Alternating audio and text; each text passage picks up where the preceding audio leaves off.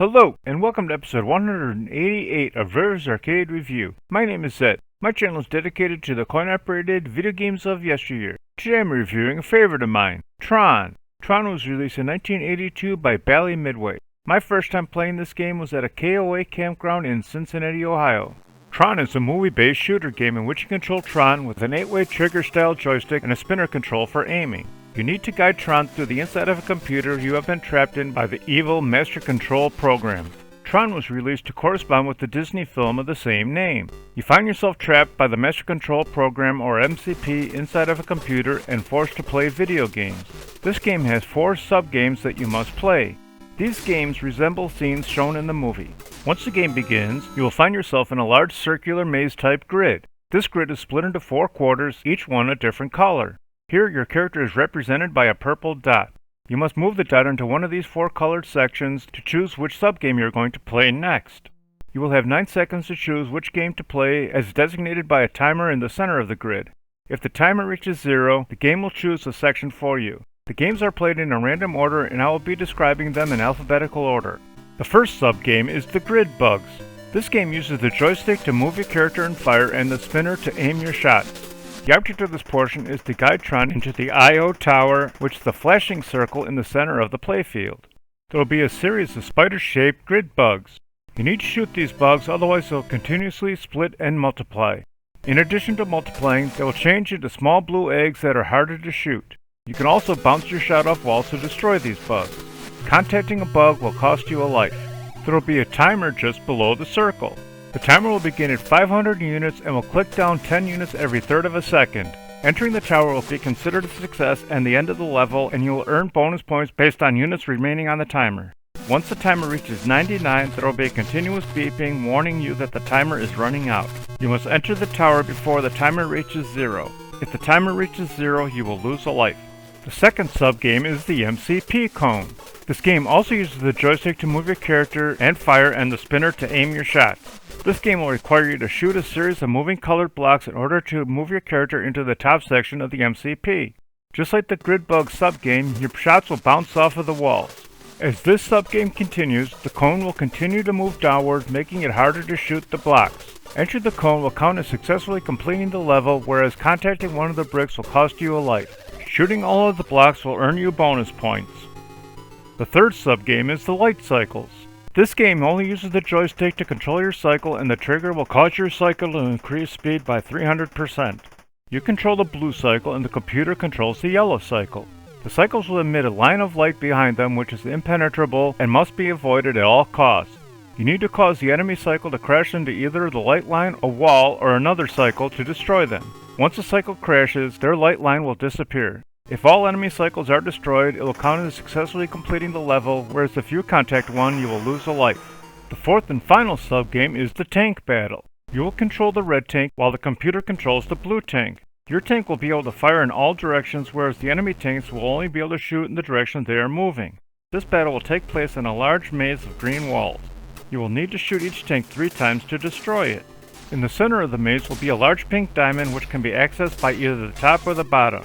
If you drive your tank into the diamond, your tank will disappear and reappear randomly somewhere else in the maze. You need to use caution when doing this because you could reappear in the front of an enemy tank. Just like before, your shots will bank off the walls, whereas the enemy shots will stop once they hit any wall. There will also be a blue line between the walls showing you the path that the enemy shots can travel, so that if you can position your tank so it is off of the line, you will not be able to get shot, although you can still get hit by the tank itself. If you destroy all enemy tanks, it will count as successfully completing the level, whereas if you get shot or hit by a tank, you will lose a life. Once you play a subgame, the section you enter will show an icon of the game you played and the section you played. If you succeeded in completing the level, that section will no longer be lit and can't be chosen, whereas if you failed at completing the level, that section will remain lit and you will still be required to play it again. Once you successfully complete all 4 sub-levels, you will get another circular grid and the game will continue at a harder difficulty. In addition, at the bottom of the colored grid will be the name of a different computing language, all of which were used at the time of this game's release. The languages appear in this order. Level 1 is RPG, Level 2 is COBOL, Level 3 is Basic, Level 4 is Fortran, Level 5 is Snowball, Level 6 is PL1, Level 7 is Pascal, Level 8 is Algol, Level 9 is Assembly, Level 10 is OS, and Level 11 is JCL. Once you complete Level 11, the language at the bottom is User, designated the MCP versus a user, which is one of the plots in the movie. As the levels go on, you will face faster and more enemies. The rate the enemies increase will depend on the difficulty setting. For example, Level 2, the Light Cycle level, difficulty settings 1 and 2 will have 2 enemy cycles, whereas difficulties 3 to 9 will have 3 cycles. All further levels will have 3 enemy cycles. For the tank level, difficulty settings 1 and 2, there will be 2 tanks for level 2, 3 tanks for level 3, 4 tanks for level 4 and 5 tanks for level 7 and 8, and 6 tanks for level 10, and it will alternate between 5 and 6 tanks on further levels, although they will move and shoot faster. For higher difficulties, you will face more tanks earlier than on the easier difficulties. For levels 6 and 9, and every 3 levels thereafter, the tanks will be replaced by recognizers. The recognizers will move faster than the tanks, although they will not shoot at you. Because the recognizers don't shoot, it is possible to take a break during this round because there are 2 dead-end corners on these mazes. Since tanks and recognizers can't turn around, parking your tank here will allow you to take a rest. For the grid bug game, you will face different configurations as well as faster bugs in the later levels.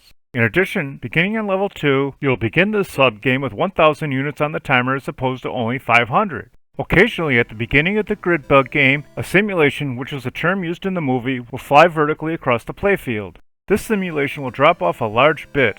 Collecting this bit will award bonus points.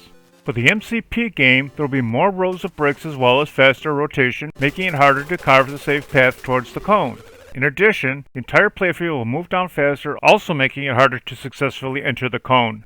Scoring for the game is as follows. You'll earn 25 points for shooting each block on the MCP cone level, 50 points for shooting each grid bug, and 500 points for destroying each enemy light cycle. For shooting the enemy tanks and recognizers, you'll earn 100 points for shooting them the first time, 300 points for shooting them a second time, and 500 points for destroying them for a total of 900 points. You'll earn 1,000 points for entering the MCP cone, and a 1,000 point bonus for destroying all the blocks before entering the cone, as well as 5,000 points for collecting the bit. I really enjoyed playing this game, although it doesn't translate well to emulation due to the controls because you need a trigger-style joystick as well as a spinner to play it properly, so I recommend playing it in an arcade setting if you can find it. I like this game more than Kickman, but not as much as Root Beer Tapper, so Tron shoots its way into the top 5 with the 4th place position. Thanks for watching, I hope you enjoyed it. If you have any games you'd like me to review, please leave a message below or on my homepage. Please remember to hit like, share, and subscribe, and stay tuned to new videos on the 1st and 3rd Sunday of the month.